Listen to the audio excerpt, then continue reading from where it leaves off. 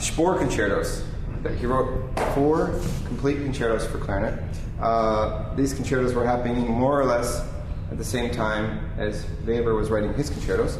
Weber was working with Heinrich Behrmann, and do you know who Spohr was working with in his clarinets? His name was Simon Hermstadt. And yes, he was the dedicatee of most of Spohr's clarinet works. So this was the first one, and your edition doesn't have them, but most of the editions have little rewrites in them if you've ever seen these, and that's because Hermstadt thought somehow that these concertos were not difficult enough for him, so he actually made them more flashy. But these concertos are already very difficult, so congratulations, you're doing a very college-level piece. Oh, thanks. So, what should we talk about? I think, when I first heard you, that I thought you have a beautiful sound and your technical control is really good. But I'm sensing something holding you back. Maybe it's your reed, maybe it's making you tight. But I also sense that you clamp down a little bit when you play as a security. And you already have a beautiful sound, and you already have good technique. I think you're on the verge of taking off if you can just learn to relax your body a little bit. So and you would maybe open up your sound a bit. Your basic sound is beautiful. Yeah. But I'd like to hear you be more generous with your sound. You have such a beautiful sound. Let's hear more of it. I want to hear more of it. I'm sure they do too. So that could be more generous in your phrasing and also more loud when it's appropriate to play more loudly. Okay. Okay? But I'd like to get to this through a different way. Okay. I think that's symptomatic of your tension. I mean, I could ask you to play more, and you probably would, you know. Mm-hmm. But I think you're maybe more of your fundamental issue is you clamp down a little bit when you play. I see you counting really hard, and I see you being very dutiful and good that way. But I think if you let go a little bit, that might be your direction. Okay. So why don't you play again? And I'm just gonna to look at how you move and see what we can find.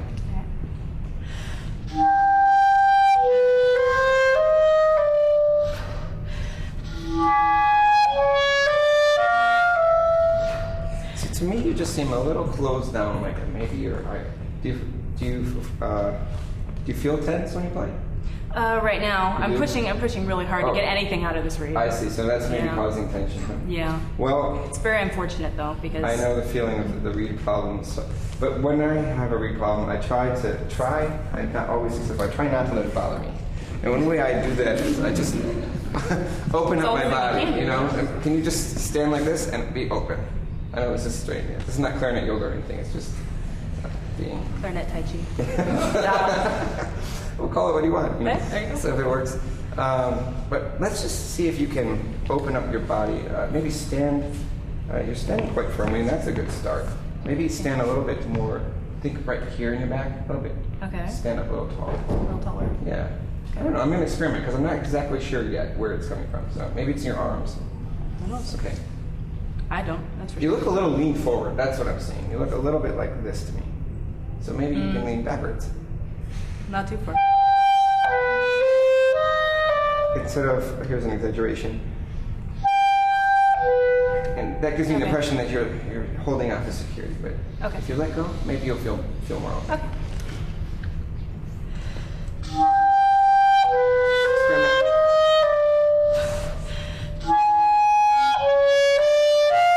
And try just lifting your head a little bit more from here.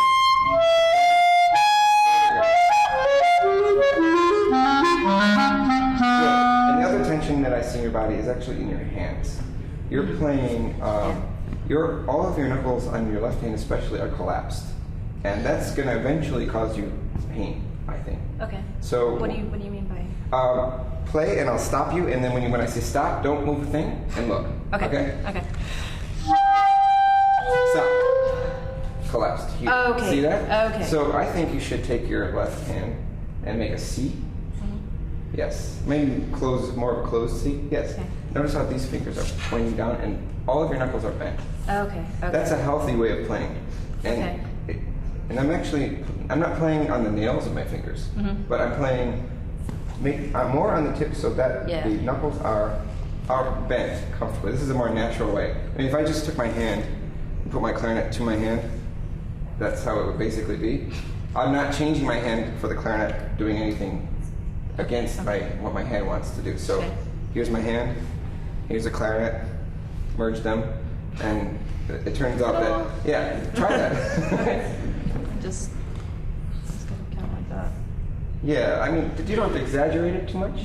But one thing you can do is bring your hand in. There you go. See how I just dropped your hand? Okay, and all of a sudden, now your pinky can hit the pinky keys without collapsing. Okay. See, now play the C sharp.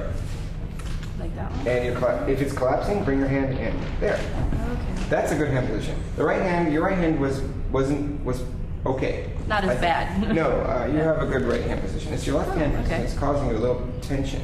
Okay. Keep this up, you might have some tendinitis down the road or something. Really? You don't want that. Okay. Okay. So let's see if you can do this. This is a huge change to do on a concerto. We're not going to ask you to play that most typical passages like that. But can you play a C major scale and pick up every note, every finger when you're ready? Like think about that finger.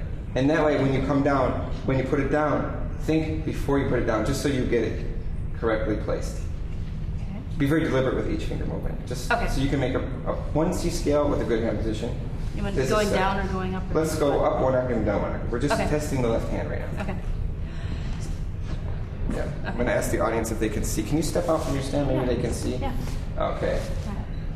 We're looking for this hand position. Can everyone see the nice left hand? When she puts her fingers down, we're going to hope that she arrives at that same position.